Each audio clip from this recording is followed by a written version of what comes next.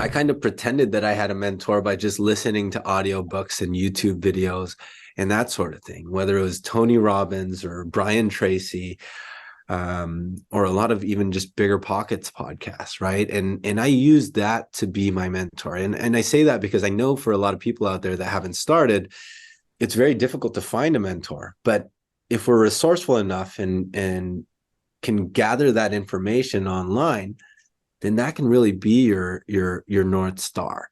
And the truth is like, hey, now we have a great business. Now we're doing really well. Now I have a ton of great people around me that I can call a mentor.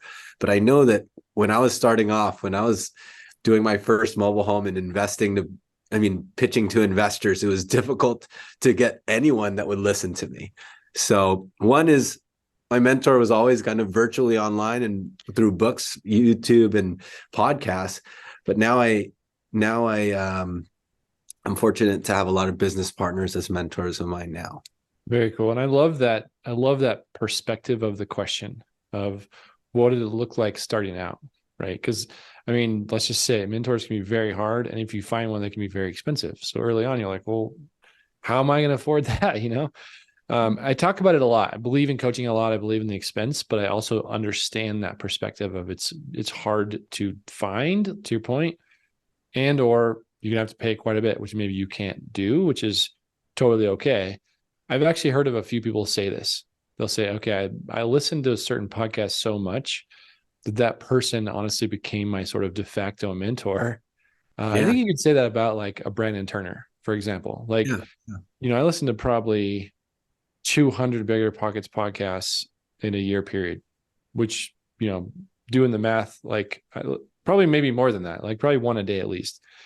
I felt like I knew him. I felt like I was like, I kind of know you, man. Like it's weird, but so you could say something that affected, like, even though you can't ask questions, there was so much said, so much information, free information, by the way, that I learned from those things that I can totally relate to that. Like an early quote unquote mentor was a podcast, so that's a really cool perspective. So I appreciate that answer a lot. Yeah. And how do you take in that information too, or how do you become resourceful for it, And I think what's fascinating is I find people that have all the resources, but don't know how to use it. But if you're in a situation where you need, that's where I was in. And I really needed to succeed, or I needed just to make a dollar just to help my sister and my mom survive. And that is what forced me to become resourceful with that information, because I couldn't afford a mentor. I couldn't pay anyone. I didn't have money to be able to do that. But because of my need, I was resourceful about it. Yeah, and I think this is a really good time to say there is a lot of information on the internet for free. YouTube is the way that I basically learn pretty much anything, like to start, right? I'm like, how do I fix this part of my washer?